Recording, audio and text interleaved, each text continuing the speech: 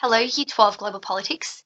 In today's video, I will be looking at cultural power and we'll be explaining what cultural power is, giving you some examples of it, as well as talking about how it's been effective in achieving national interests and how it hasn't been effective in achieving national interests. What we also need to be doing with power is talking about its relative importance. So we need to be acknowledging that for some countries, cultural power may be incredibly important, while for others it isn't as important. In terms of China, I would say it probably isn't the most important type of power. There's definitely other powers that are more important to them, such as economic or military power. Political power probably would be even more important than cultural power, but yeah, you would need to be able to justify why maybe cultural power would be more important than any of them. And I don't think that cultural power would be the most important, but yeah, that's probably where I will leave it. I don't think it's probably the most important type of power. So, in terms of what cultural power is, it is a desirable and transportable culture that states use to achieve ends that may not be achieved through military and political means. So, it's about transporting what is good about your country to other countries. So, for China, what you could probably say an example of cultural power are things like Chinese New Year. It's helped show us what is good about China, and the food is on display, the different kinds of costumes, and we see different kinds of celebrations. We see what's new with Chinese New Year. So it is really transporting the culture, and it is happening around the world. It's kind of been exported to other places, and probably wouldn't be achieved through military or political means. So yeah, often people can link it to soft power. So that's often a way that people do talk about Confucius Institutes sometimes can be talked about in soft power as soft power. It does help improve regional relationships and can also improve international standing. So, but what I have done again here is talked about how it can be soft power as well as how it could be used as hard power. In terms of soft power, and the first example here is the Confucius Institutes.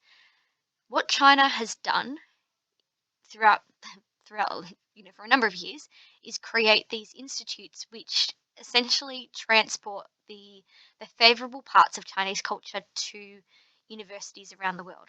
And what they do in these Confucius Institutes is educate people about Chinese language, history, and the culture, and it's all from the Chinese perspective. In 2019, there were 548 institutes around the world, and people were perceiving them quite favorably. People thought they were quite good. However, pretty much during COVID and during the pandemic, a number of people became very critical of these institutes, and a number of them began to close. In the US, there was a sharp decrease in the number of Confucius Institutes allowed, as well as in Australia. The Department of State in the US have declared that they are a foreign propaganda mission and that information that students receive is being manipulated. So, to start off with, it probably was perceived as being, that they're transporting the desirable and good parts of Chinese history, language, and culture. And it was trying to influence people to see China in a positive way.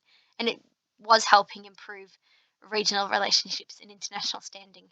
However, in recent times, people have been very critical of them. And, it may not be very positive for their regional relationships and international standing, especially if people are calling it a propaganda mission.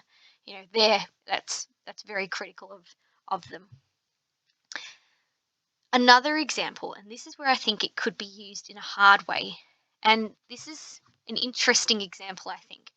With the re-education camps, what China is doing here is trying to rewire the thinking of the Uyghurs. So trying to move them away from their culture, their Muslim culture, and move them towards the favorable Han Chinese culture.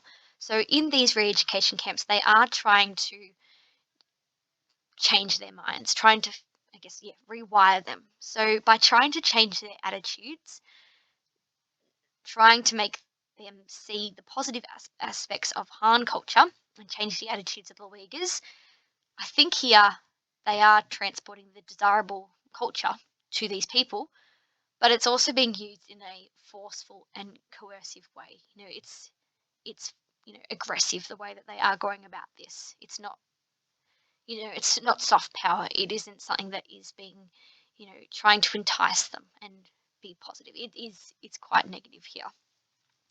So that could be an example of cultural power, that they are trying to transport the positive parts of Han culture to the Uyghurs in the re-education camps. So those are some examples we can have here of cultural power. Other ones you may talk about could be like the shutting down of Wuhan during 2020. That when initially COVID broke out, a number of Wuhan was obviously the epicenter. They locked down.